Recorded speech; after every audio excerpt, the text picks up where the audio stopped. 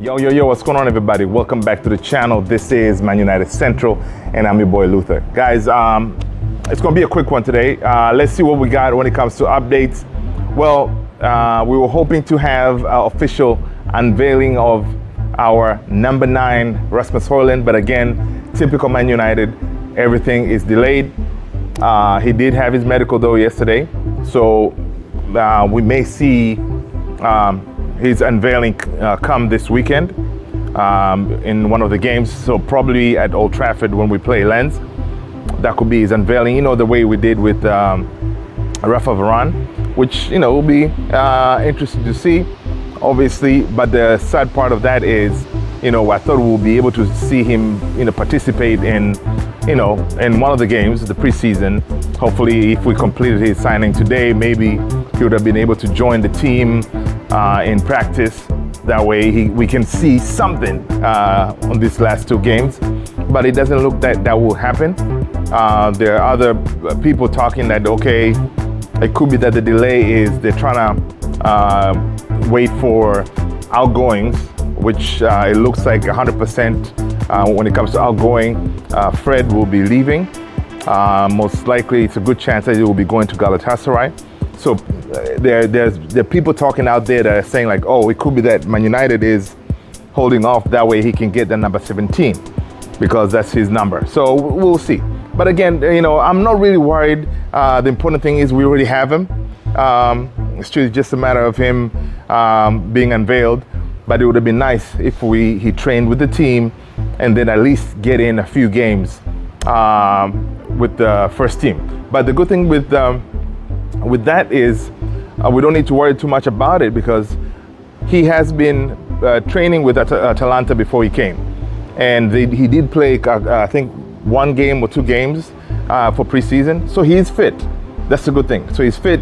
So he's going to be able to hit the ground running. So I'm not worried about that, right? So, which is a good thing. So hopefully, you know, this weekend, let's, you know, just relax a little bit, people. Don't get worried. He's our boy. He's in. But we just need those pictures, him holding the shirt. So, you know, that way we can properly celebrate, right? All right, so let's see what else we got for you guys. Yesterday we did report that the whole takeover situation was paused, but now we're seeing reports that the Glazers and all these publications, like Mike Keegan's, you know, the reporting like, oh well, no, actually. The takeover situation is not really paused. There's still some negotiations going on in the background. But guys, I mean, this is all stalling tactics. They're trying to ride this. The Glazers, I think they're using this to ride this wave. That way, you know, they can still buy time and, you know, trying to do other things. But you know, you cannot tell me this thing is no pause. It's been over 8 months. We haven't had any concrete, you know, solution to it, right? So, you know, as far as I'm concerned, it's paused, and I don't see them leaving our team anytime soon before the start of the season, right? So let's just be comfortable that these people are going to be here when the season starts, right? Of course, you know, we're never going to be no Glazers out. You know, the Glazers know that we want them out. So they can delay the inevitable. You know, they're gonna leave. So we'll see. But you know, hopefully this thing gets resolved, you know, sooner than later. But another thing that was very interesting is United, which is a really big deal. They did sign that 900 million pound deal with their top sponsor, Adidas, right? So basically, they're saying that, well, this 900 million deal that they signed with Adidas for, I think, the next, 10 or 15 years, it won't have any bearing with the whole takeover situation, right? But it's very strange, you know, for people who are leaving, why would they sign this deal with Adidas, right? Because, you know, imagine you are selling the house, right? You no longer want to be there. Why would you put in some more money to it, right? Because that's what they did. They signed this deal, you know, which is a world record deal, but why sign? So to me, it's one of those things that it's kind of points that these people, I don't know, they're funny. They may really want to find a way to stall some more, that way they can, stay longer. So I don't know what's going to happen. Yes, the 900 million is not really going to have any bearing when it comes to what we can do in the market. It won't have any, it's not like the money is in the bank, but it's not like we are going to be able to, spend it or jump in the market and being able to, get more players.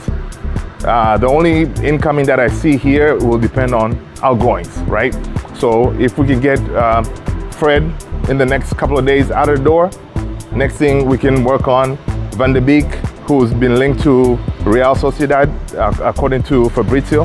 He mentioned that Real Sociedad are working on his deal. So if he's going to be another one that's out of the door, which will be good. Today we also heard that Nathan Bishop also left the team. He was a goalkeeper. We do have a couple more. Brandon Williams, he's been wanted by Leeds, so hopefully he can also be out of the door. Another one is, of course, McTominay, Maguire. Those two, I don't know. For some reason, I think McTominay is going to end up staying. All right, because academy graduate. We're asking for over like 40 million or something like that for him. So I don't know if that's going to happen.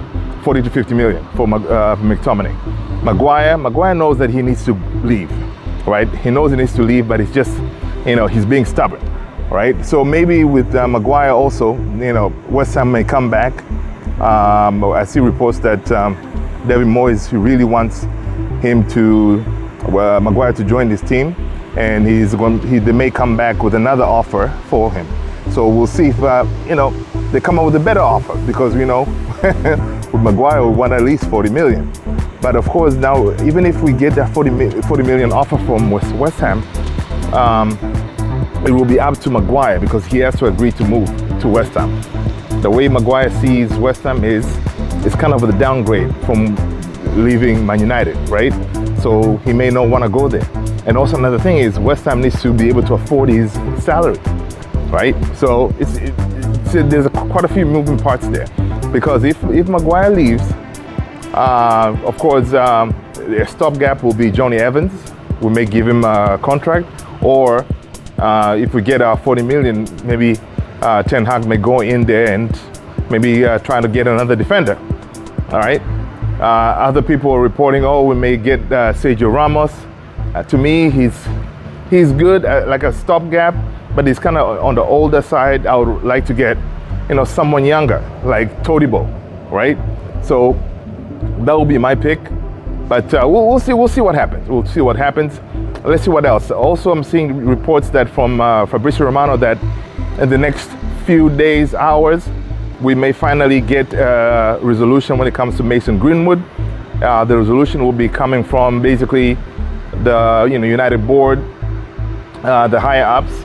They'll be making a decision on what to do with Mason Greenwood's career, right? Fabrizio said that the decision, it won't, Ten Hag won't have much input on what to do with Mason Greenwood, but he'll have an input when it comes to the technical side.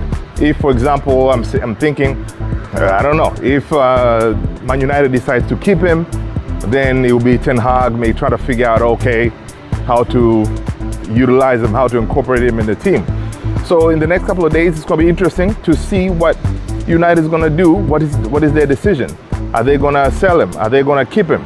Now, if it's a matter of selling him, it's we're cutting it close, because the season's about to start.